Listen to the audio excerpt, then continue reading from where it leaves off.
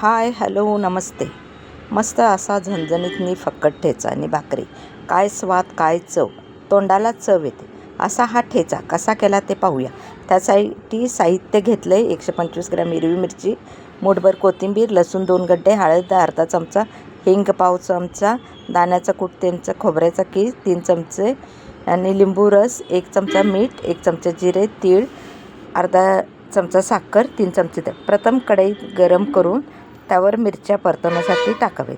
थोडेसे मिरच्या परतल्या की त्यात बाकीचे साहित्य घालून घ्या. तेलामुळे की नाही मिरची चांगली परतली जाते.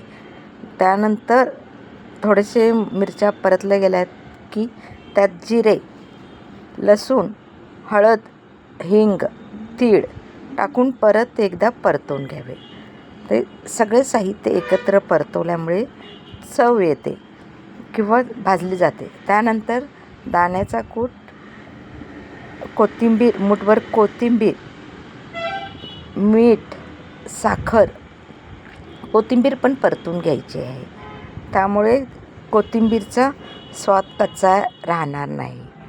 खोबऱ्याचा कीस, मीठ, साखर, खोबऱ्याचा कीस सर्वच एकत्रच 4 ते 5 सेकंद परतवून घ्यायचं आहे.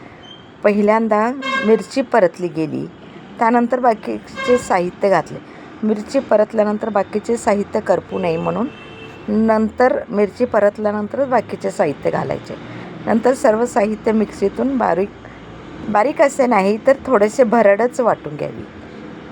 त्यानंतर भांड्यात काढून घ्यावे.